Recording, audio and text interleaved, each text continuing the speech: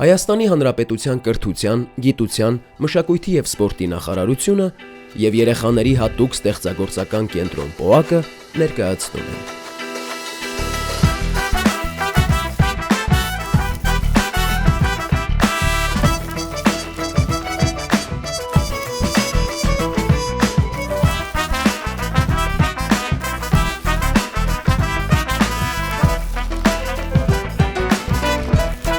Քո արվեստը դպրոցում։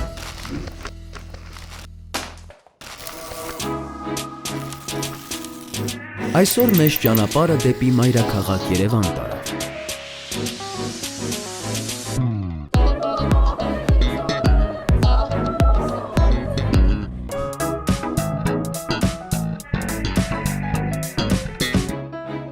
Օրվա հյուրը երաժիշտ, դիրիժոր Սեդրակ Երկանյանն է։ Սեդրակ Երկանյան, երաժիշտ, դիրիժոր։ Ծնվել է 1954 թվականին Գյումրիում։ 1970 թվականից ապրում է Երևանում։ 1963-ից 1969 թվականներին սովորել է Գյումրու Նիկողայոս Տիգրանյանի անվան երաժշտական դպրոցում։ 1970 թվականին տեղափոխվել է Երևան և ընդունվել Չայկովսկու անվան երաժշտական միջնակարգ մասնագիտական դպրոց։ 1973-ից 1978 թվականներին սովորել է Կոմիտասի անվան կոնսերվատորիայում դաշնամուրային բաժնում։ 1992 թվականին ավարտել է Երևանի կոնսերվատորիայի դիրիժորական բաժինը։ 1993-ից 1995 թվականներին եղել է Հալեպի Զվարթնոց երգչախմբի, իսկ 2004-ից 2005 թվականներին Երուսաղեմի Սուրբ Հակոբյանց վանքի ճեմարանի երգչախմբի խմբավար։ 1994 թվականից մինչ օրս Հայաստանի Տաղարան հնագույն երաժշտության համույթի գեղարվեստական ղեկավարն ու դիրիժորն է։ 2002 թվականին Սեդրակ Երկանյանին շնորհվել է Հալեպի հայ կաթոլիկ եկեղեցու Զմյուռնիա հուշամեդալ։ 2012 թվականին երաժշտության ոլորտում ցուցաբերած բարձր վարպետության, ինչպես նաև մշակույթի զարգացման գործում ունեցած մեծ վաստակի համար Սեդրակ Երկանյանին շնորհվել է Հայաստանի Հանրապետության մշակույթի վաստակավոր գործչի կոչում։ Այս տաղանդավոր պատանու խոր երաժշտականությունն ու կատարման բացառիկ անկեղծությունը դեռ կստիպեն խոսել իր մասին։ Արամ Խաչատրյանը Սեդրակ Երկանյանի մասին։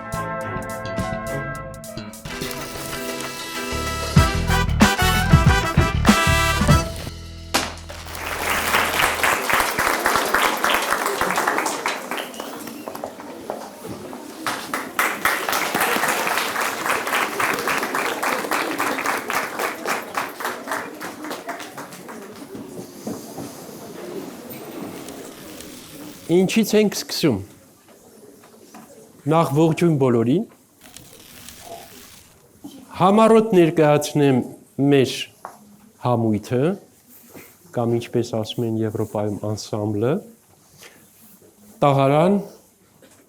հնագույն երաժշտության անսամբլ։ Ինչի հնագույն, որովհետև մեր երգացանկի մեջ ներառված են երգեր և նվագներ, անգամ մինչև նախաքրիստոնեական շրջանը։ Ինչու այսքան մեծ է բացվում մեր երգացանկի կարգինը, որովհետև ոչ մեկս չգիտենք, թե օրինակի համար այս կամ այն սիրո երգը, հորովելը, պարը երբ է ստեղծվել, 100 տարի առաջ, 200 տարի առաջ, թե 2000-3000 տարի առաջ, որևէ թվագրություն չկա, բայց երբեմն լինում է, որոնց վրա հենվելով մենք արդեն կարողանում ենք վստահորեն ասել, որ այս կամ այն երգը կամ նվագը գրեթե 2 կամ 3000 տարվա պատմություն ունի։ Մենք այդպիսի մի պարով սկսելու ենք մեր ծրագիրը։ Կնվագենք Զեբագի անունով հարսանեկան պարը, որը ինչպես ասեցի, մեզ հասել է նախաքրիստոնեական շրջանից։ Պարը հետևյալ բովանդակությունն ունի։ Տղայի կողմից ինչ-որ մեկը, ինչ-որ մի պատասխանատու, քրիստոնեական շրջանում դա խաչ եղբայրն է եղել, բայց մինչև այդ ինչ է եղել, այդ դեռ մի քիչ կասկածելի է։ Դաշույնը ձեռքին գնում է աղջկա կողմ, խոսքը ուզելու կամ ինչպես ասում են, խոսքը կտրելու։ Զեբագի, լսենք։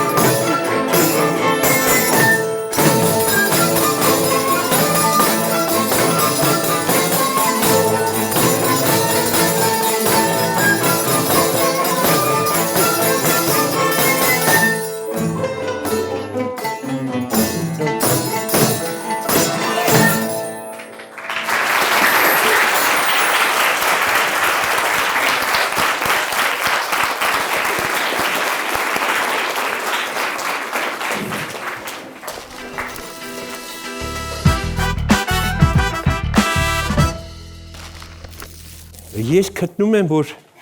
մենք պրոֆեսիոնալ երաժիշտներս ունենք մեր Աստվածը, ինքը Կոմիտասն է։ Ինքը Մաշտոցի նման մեծություն է։ Կոմիտասը հազարամյակների փոշուց, այլևայլ թափանցումներից մեր երգի մեջ փրկեց հազարավոր երգեր, որոնք ստեղծել էին մեր պապերի, ես ինչ իմանամ, որ երրորդ պապը։ Մաքրեց, զտեց բոլոր տեսակի այլ ազգային աղավաղումներից ու մեզ ներկայացրեց այն մաքուրը, ինչը որ մենք ունեցել ենք, ինչը որ մեր պապերը ստեղծել են։ Դրա մեջ բոլոր հայկական երգերն ինչ որ գիտեք։ Ինչ որ ասում են Կոմիտաս օրինակ, Անձրևն եկավ, ժողովրդական երգ է։ Ինքը բոլորը մաքրել է, զտել է։ Հիմա այդ երգերից մի երկուսը մենք կլսենք ու մտածեք, թե ձեր պապերը այս ինչ երաժիշտներ են եղել։ Գալինա Ցոլակյանը կմասնակցի մեր հաջորդ ստեղծագործության կատարմանը։ Համեցիր։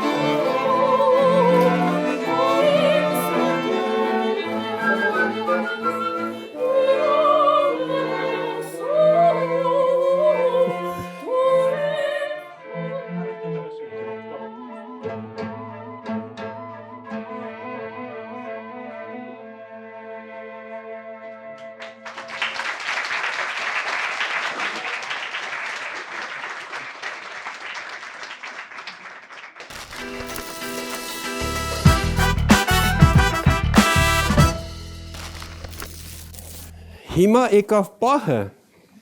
որ էլի մեր կոմիտասին առնչվող ներկայացնեմ մի գործիք, որը կոմիտասը համարելով ամենահայկական նվագարանը և միշտ ունենալով իր ծոցագրպանում ուրել որ գնար գյուղ, հանդ, սար, ձոր, Բերլին, թե Փարիզ, միշտ ուներ իր հետ։ Եվ այդ գործիքով էնպես էր հմայում բոլորին, ու հատկապես եվրոպացիներին, որոնք այդ ժամանակ իրենք դեռ չտեսեին, չէին տեսել, բլուրն ինչ է չգիտեին։ Հիմա մեր Հասմիկը Հարությունյան, որ մեր անսամբլի բլուլահարն է, կգա բեմ առաջ, ցույց կտա գործիքը, ցույց կտա, կպատմի իր մասին, մի երկու խոսք ու կնվագի կոմիտասի ձայնագրած, գրի առած գործերից մեկը, բինգյոլ, Հասմիկ։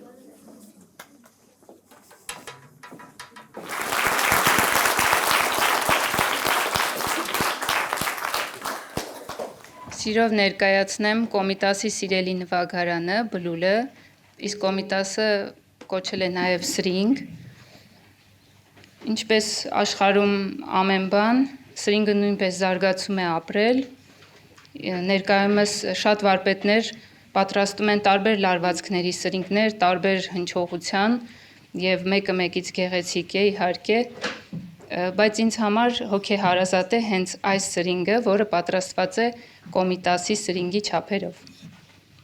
Ներկայումս ծիրանեն ու փայտից է պատրաստված,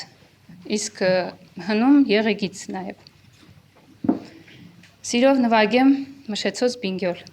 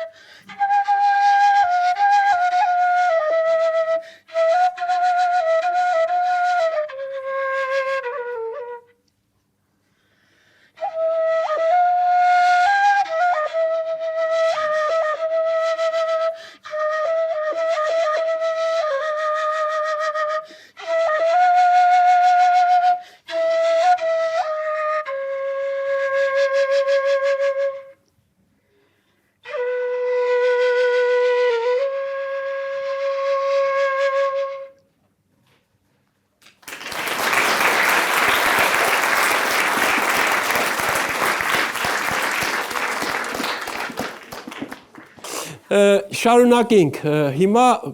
Լուսինեն Դավոյան ձեզ ցույց կտա իր գործիքը, ինչ կասես, ինչ փայտից է սարքած։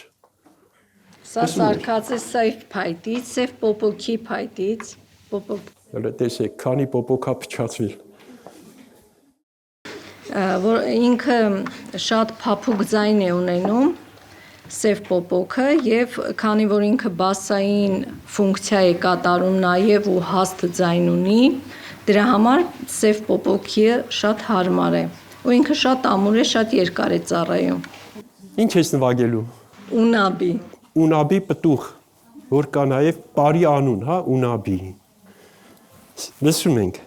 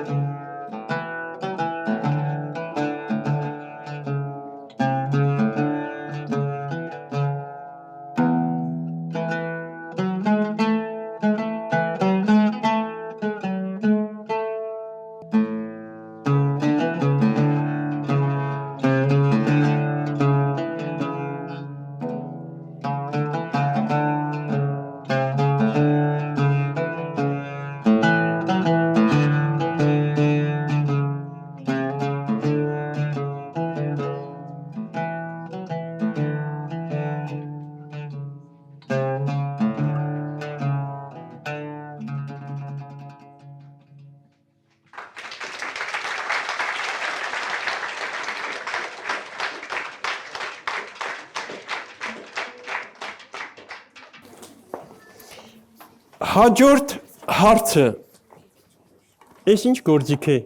որի առջևից նոտակալը ես տարա այս կողմ։ Սանթուր, բայց մի լրացում, սա սովորական սանթուր չի, ինչով պայմանավորված, որովհետև սովորակար սանթուրները լինում են ավելի սահմանափակ ձայնածավալի։ Մենք վարպետի հետ որոշեցինք, որպեսզի սանթուրին ավելի մեծ ձայնածավալով ունենանք, ներկայացնենք եւ ստեղծեցինք բաս սանթուր։ Այ հիմա ձեր առջև Հայաստանում եզակի առաջի բաս սանթուրն է։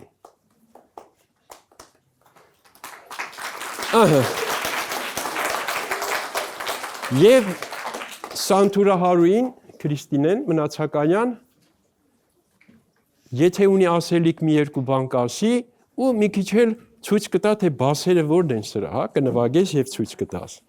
Բարև ձեզ սիրելի դպրոցականներ, Սանթուր նվագարանը բավականին հետաքրքիր է։ Ասում են, որ եղել է 5 Կիլիկիայի նվագարան։ Սանթուրից առաջացել է ըստ պատմական տվյալների կանոնը եւ թառը։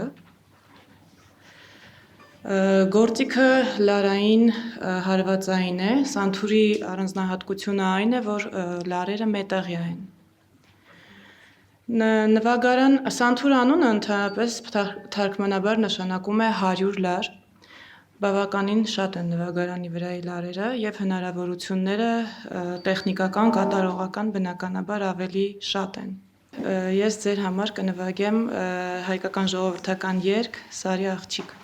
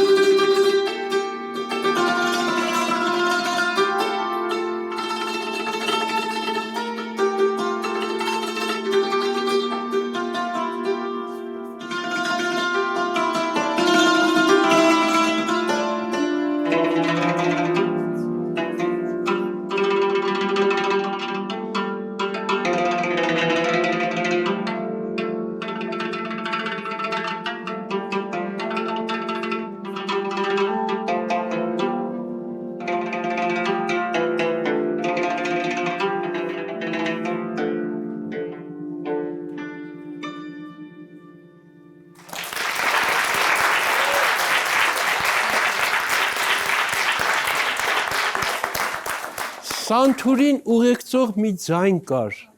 ես լսում էի, դուք լսում էիք, ով էր, դուդուկը, մեղավորը,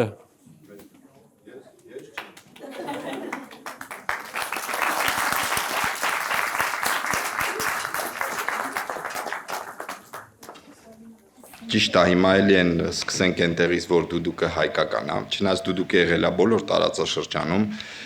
բոլոր ազգերի մոտ։ Միակ պնդումը, որ հիմա կարող ենք ասել դուդուկը իրոք հայկական է, դա